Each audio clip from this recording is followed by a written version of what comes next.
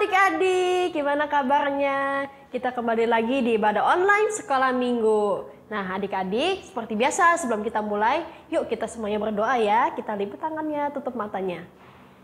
Tuhan Yesus, terima kasih Tuhan, pada hari ini kami bisa kembali beribadah online ya Tuhan. Kami akan memuji, kami akan memuliakan nama-Mu, dan nanti kami juga akan mendengarkan firman-Mu.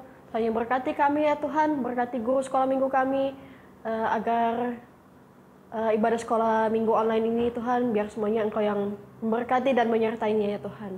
Terima kasih ya Tuhan Yesus, dalam nama Tuhan Yesus, amin. Nah adik-adik, siapa yang udah siap memuji nama Tuhan? Yuk semuanya kita ibadah online, tapi kita harus tetap semangat ya. Adik-adik yang masih duduk, ayo kita sambil bangkit berdiri. Kita mau menyanyikan lagu Nyanyi Glory. Glory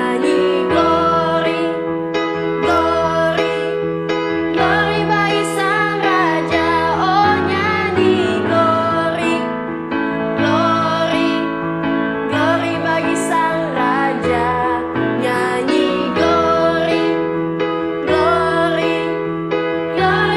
Sang Raja, mari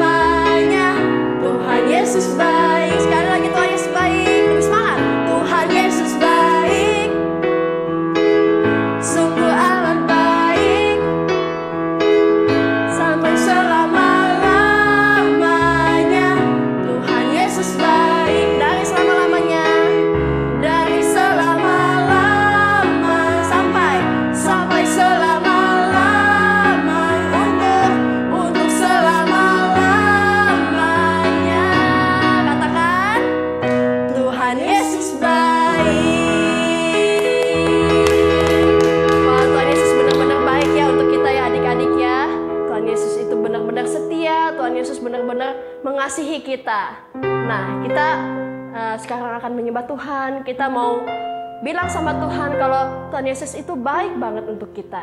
Ya adik-adik ya, kita akan menyanyikan lagu Bapa Engkau Sungguh Baik.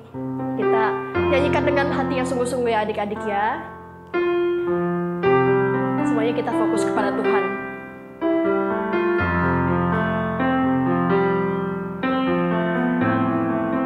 Yuk, semuanya kita tutup matanya, kita fokus menyembah sama Tuhan. Bapa,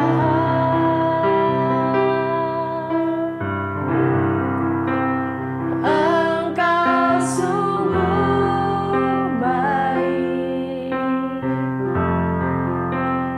kasih-Mu melimpah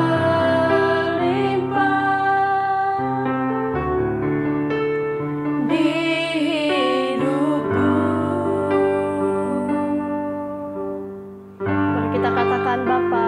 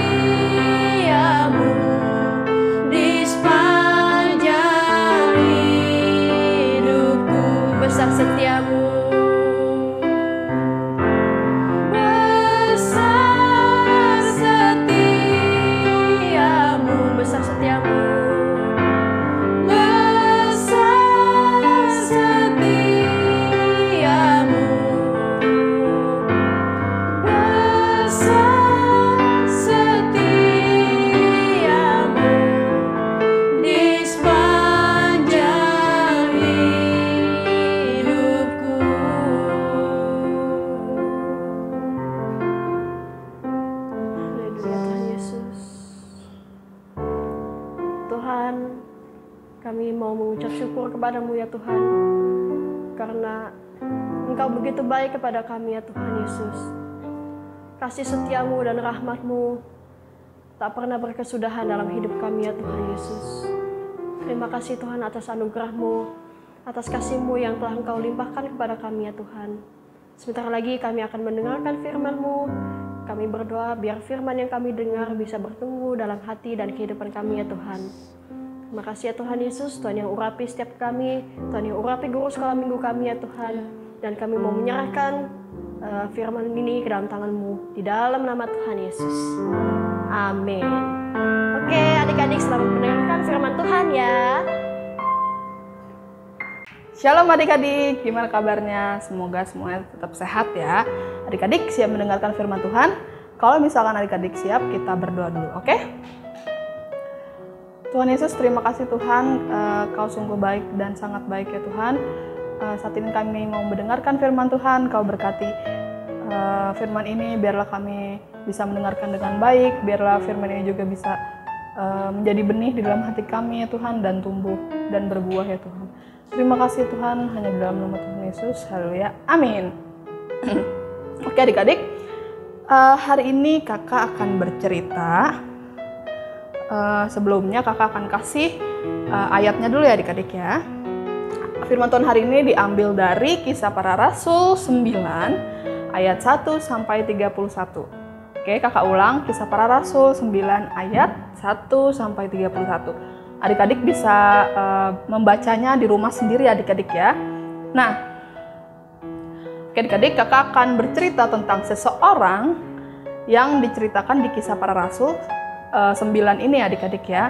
Nah, kalau adik-adik udah buka Alkitab, coba siapa? Siapa yang dikisahkan dalam Kisah Para Rasul 9 ayat 1 sampai 31 ini? Benar adik-adik ya. Nah, tentang Paulus. Ya.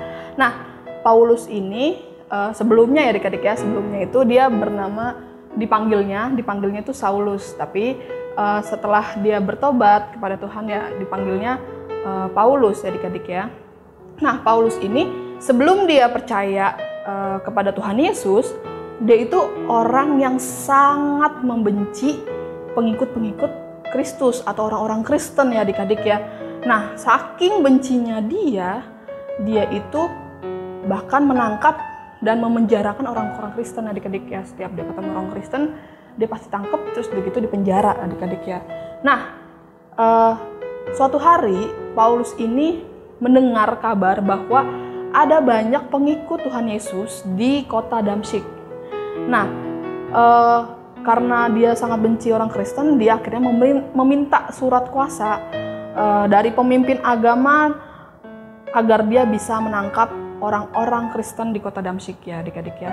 Nah, setelah dia dapat surat perintah itu atau surat kuasa itu, dia pun pergi ke kota Damsyik bersama teman-temannya adik-adik ya.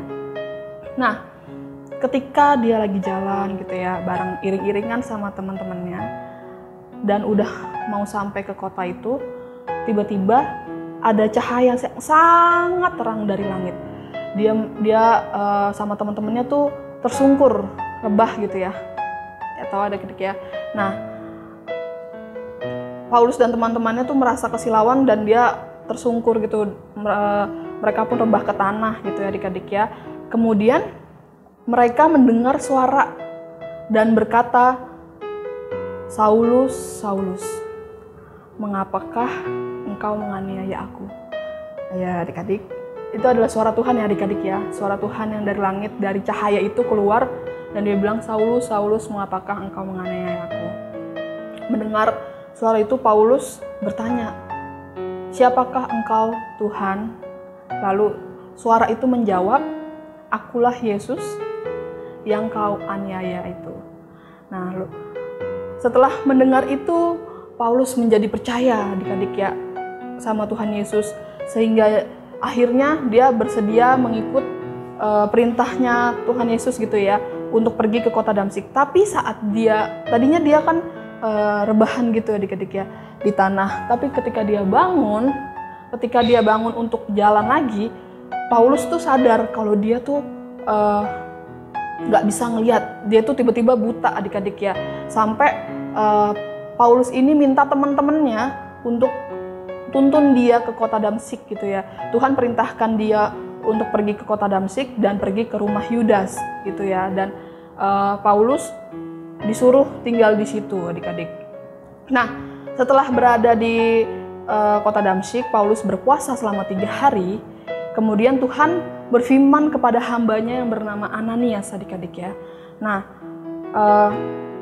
Ananias ini diperintahkan Tuhan untuk menemui Paulus di rumahnya Yudas ya waktu itu.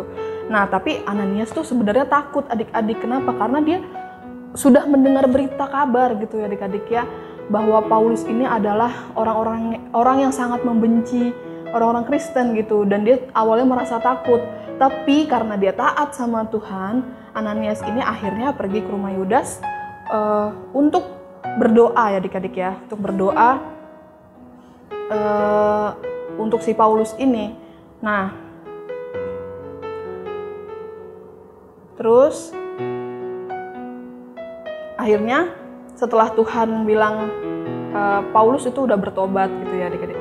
Paulus sudah bertobat dan dia bersedia untuk menjadi pengikut Tuhan Yesus. Akhirnya Ananias bersedia untuk mendoakan Paulus. Setelah itu Ananias mengikuti perintah Tuhan dan menemui Paulus. Sehingga setelah Ananias berdoa dan menumpangkan tangan kepada Paulus, tiba-tiba Paulus menjadi sembuh. Dia bisa melihat lagi dan dia bersukacita lagi adik-adik ya. Nah, setelah itu ya, kalau adik-adik baca cerita setelah itu ya, Paulus akhirnya dia menjadi pengikut Kristus, bahkan dia memberitakan Injil gitu adik-adik ya, memberitakan kabar tentang Kristus. Nah, dan juga dia bahkan siap melawan orang-orang jahat yang ingin menangkap orang-orang Kristen gitu ya. Jadi kayak dia udah siap nih gitu untuk membela orang-orang Kristen adik-adik ya. Nah, dari cerita Paulus ini kakak mau ajarkan bahwa Tuhan punya rencana, walaupun dia orang jahat sekalipun, tapi kalau Tuhan udah punya rencana, kalau Tuhan bilang kamu jadi pengikut aku, maka orang itu bisa jadi pengikut Yesus adik-adik ya, sama seperti kisahnya Paulus ini. Oke adik-adik, cerita kakak sampai situ. Dan sekarang kakak akan memberikan aktivitas. Tapi sebelum kakak memberikan aktivitas, kakak mau kasih ayat hafalan dulu. Ayat hafalan kita itu ada di Kisah Para Rasul 9 ayat 15. Oke adik-adik ya, dihafalin dan kirim ke kakak-kakak sekolah minggunya ya. Nah, aktivitas hari ini kakak akan kasih sebuah gambar. Nah, di gambar ini ada 7 perbedaan. Adik-adik bisa cari 7 perbedaan, lalu lingkari ya. Kalian screenshot dulu, kalian screenshot. Setelah kalian screenshot gambar ini, kalian bisa kirim WhatsApp ke kakak-kakak sekolah minggu kalian dan lingkari perbedaan-perbedaan yang kalian temukan. Oke adik-adik? Ya, jadi segitu aja firman dan aktivitas dari kakak. Kalian kirimin aktivitas kalian ke kakak-kakak sekolah minggunya. Oke? Sekarang kita mau tutup dalam doa. Tuhan Yesus, terima kasih Tuhan, Kau telah ajarkan kami dari kisah Paulus ini ya Tuhan, bagaimana awalnya dia sangat membenci orang-orang Kristen, tapi Engkau malah memakai dia ya Tuhan, menjadi pemberita firman-Mu, pemberita Injil ya Tuhan. Biarlah Tuhan Kau ajar kami ya Tuhan, supaya kami berani ya Tuhan untuk memberitakan kebenaran firman-Mu ya Tuhan. Terima kasih Tuhan Yesus, kiranya Engkau selalu memberkati kami dalam keseharian kami ya Tuhan. Terima kasih Tuhan Yesus, hanya di dalam nama Tuhan Yesus kami berdoa dan mengucap syukur. Haleluya, amin. Tuhan Yesus memberkati.